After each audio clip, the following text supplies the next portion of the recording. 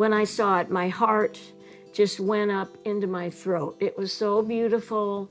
I had never owned a home before. After years and years of living in apartments, I was able to purchase a tiny home. I'm so excited to show it to you.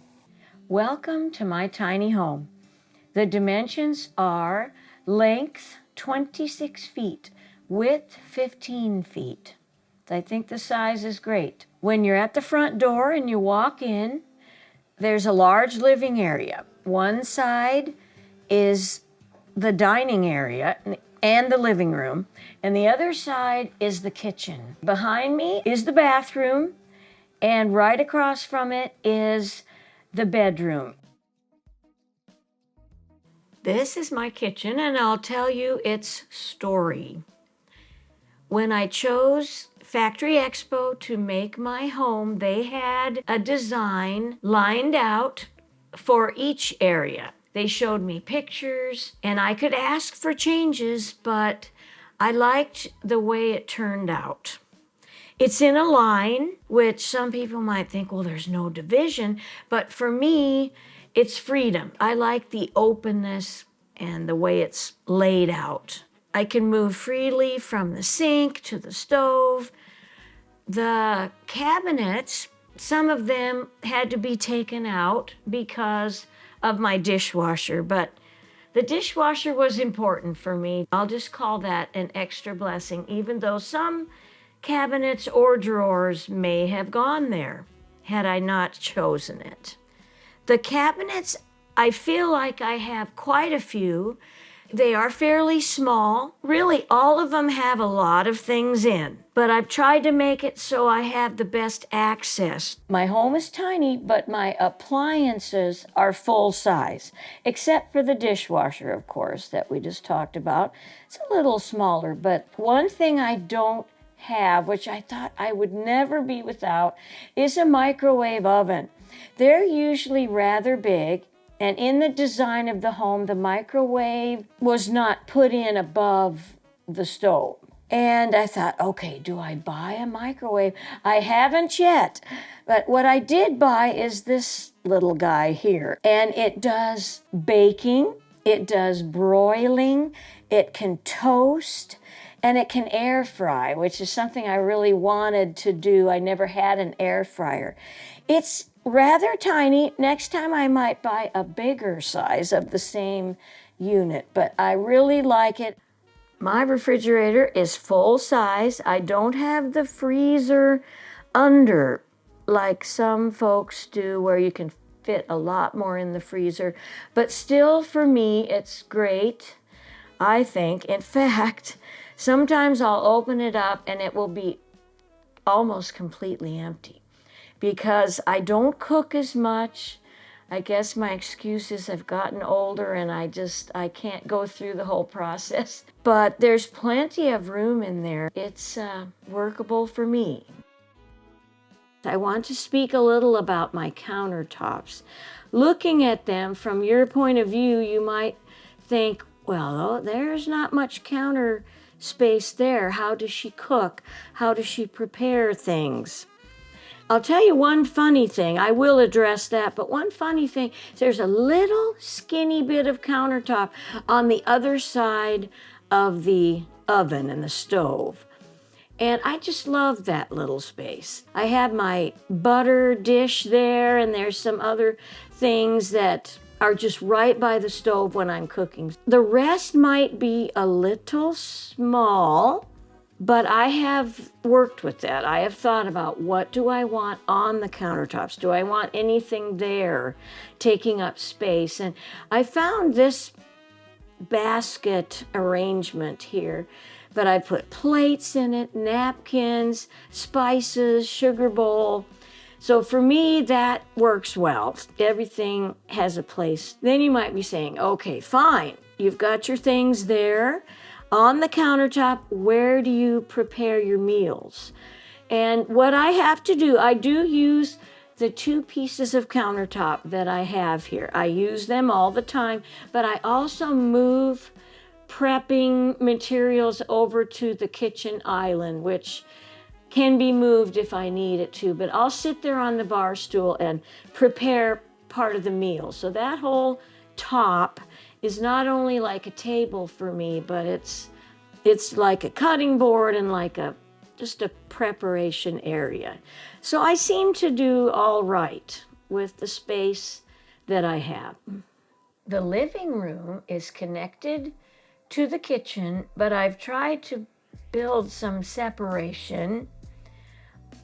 I cut down the amount of furniture that I had in my previous home because I knew it would not fit.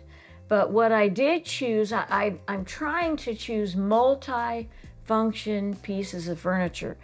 Not only do you sit on it or lay on it, but it could be a bed. And I have bedding for this futon over here to make it into a bed for a visitor. I found these little tables with shelves.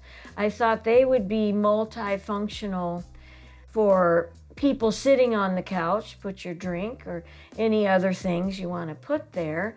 So when I buy furniture for this place, it's always multifunctional. What can it do besides just be a basic piece of furniture? The island is also a part of the living room. I think if it were added to the kitchen, it is a kitchen island, I think it would block the way here of people coming in and walking through the kitchen. So I have it over there by the windows and I just love it. It again is a multifunctional piece of furniture where I can sit and write, or I can have a snack, or I can have a meal, and store things too in the doors, the shelves at the bottom. I may put the TV up, it's supposed to be there, but it's not really something I've decided on yet. So that's a nice entertainment center though, with a plug and different things needed for whatever you put there, like the lamp or your charging things, or you have the TV. They gave you plenty of plugs in there, which I appreciate. This behind me on the wall is a mini split. It's a wonderful invention. I have never seen it before coming here and having a tiny home. It's perfect for a smaller space like this because it's AC on the one hand, but also heat, and it's run by a remote control, and it came with the house. One in the living room here and one in the bedroom. In thinking about my living room, it's a real essential part of my life. I like to make it beautiful as well so that when people come to the door and step in, that's what they see. So I like it to be a special and a calming place.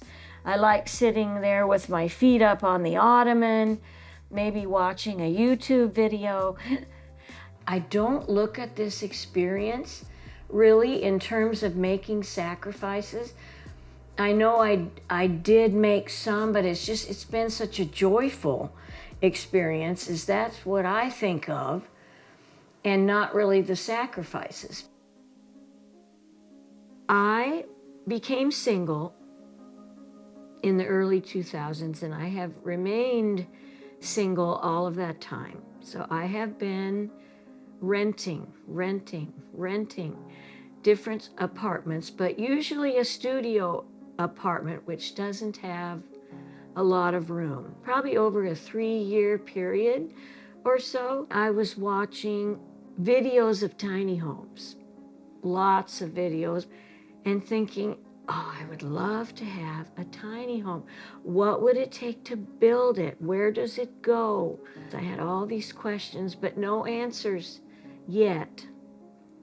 Then, totally unexpected, I was shocked.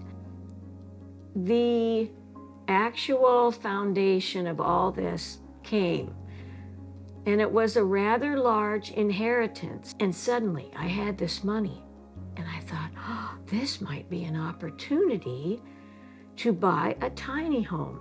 And a wonderful person named Michelle at a place called Factory Expo Homes helped me through all this. Michelle gave me a special deal. She said, I will offer you a brand new 2025 tiny home, discounted just for you, with 2 mini splits. And she offered me a couple other things.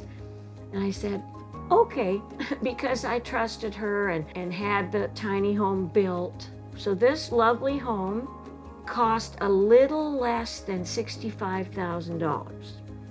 And that was the whole basic package. And then when it was all built, I said, well, when would you be able to bring it to a lot or bring it to a community? And she said, well, do you have a place in mind? I said, not yet, but I will start researching. So I did, and then I found the tiny home community I'm in now. When I was investigating different types of communities, I saw a lot of different costs for lot rent. I think there were 3 categories: a low lot rent, a medium lot rent, and a high lot rent. I would say I'm in the medium in this community at $700 a month, because there are others that go up as high as $900 a month and above. Now, I might add, some places, not all communities accept a home like mine. Mine is called a park model home. It has to fall just below 400 square feet. And the way it's constructed and all, it's a park model.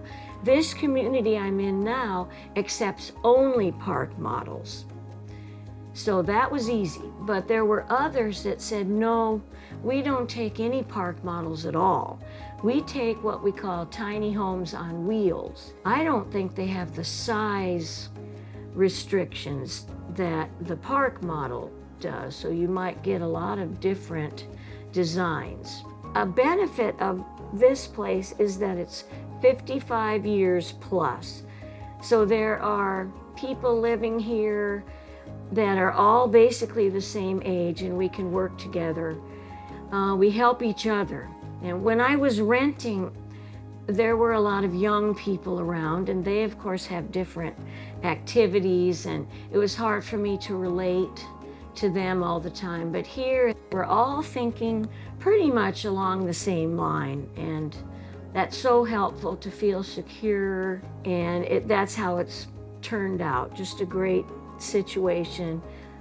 And I wasn't even here yet from my previous home, and yet Michelle and the group at Factory Expo brought the home in. That was paid for by Factory Expo. I did not have freight to cover. It came in on probably 3 days before I was to arrive, but they set it up and the foundation was there. They had thrown some grass seed out, so I would have a little bit of grass, and there it was when I arrived. When I saw it, my heart just went up into my throat. It was so beautiful.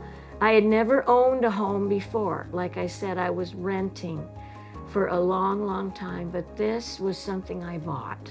It's a safe place. It's a beautiful place. So I'm learning a different way to live, and I'm really enjoying it. I love my washer and dryer, my stacker, as it's called. I had a stacker in my last apartment. It is smaller than I thought it might be.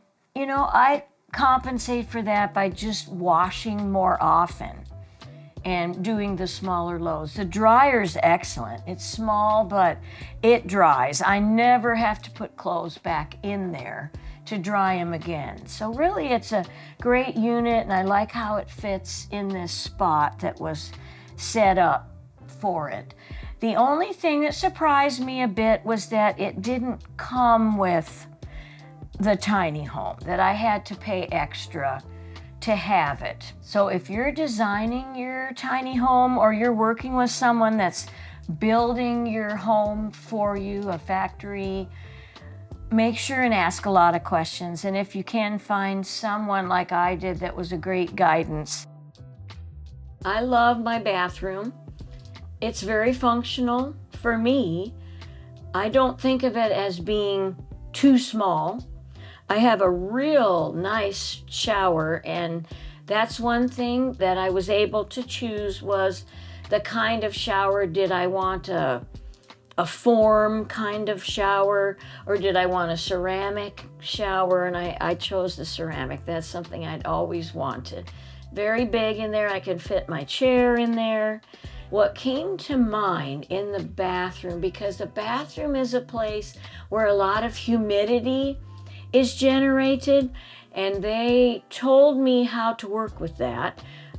They said, keep your bathroom window, which I like that too, just a little bit open, and it will help with the humidity buildup.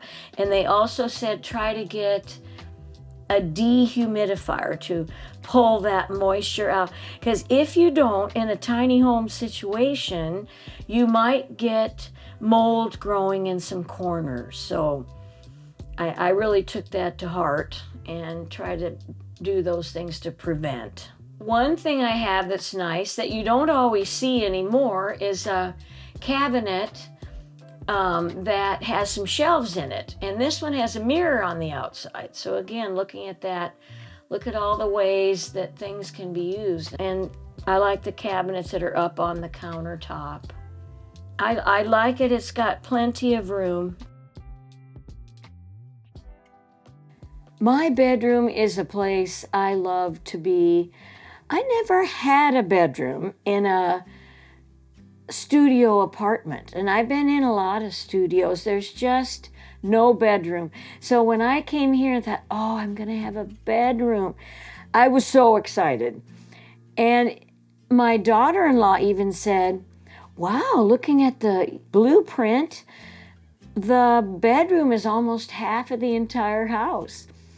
And I thought, oh, maybe it is. But it is a good size. I love the windows. This is a full-size bed.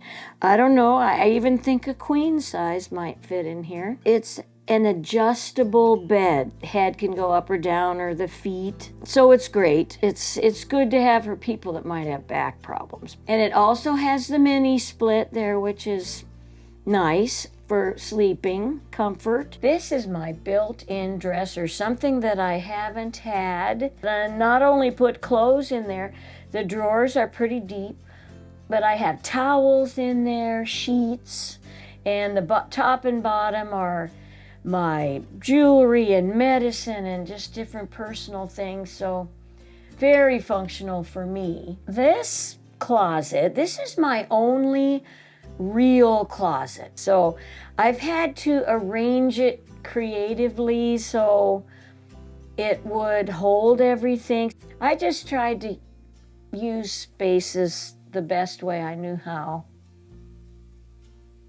And these are cubes, of course. Works well for storage. Oh, this was painful. I had to reduce some of my books, take away my supply of books. These are the books that I kept. So they fit very well right there. This is part of a project. It's not finished. Pictures of my whole family. Tiny home owners often mention under the bed storage. That's really important because it utilizes space that's just pretty much empty if you don't. So I have 3 rolling underbed units under here filled with clothes and photos and kinds of things. And in the living room, there were 3 more under that futon. I really find those to be extremely useful. So I come into my bedroom, I love it, and I'll sit on my cubes here since it's kind of puffy there. I'll sit on there and look at the trees. So I just enjoy resting in here. If you have been considering buying or even renting a tiny home, do your research, find a great builder, and you may find yourself happier than you've ever been.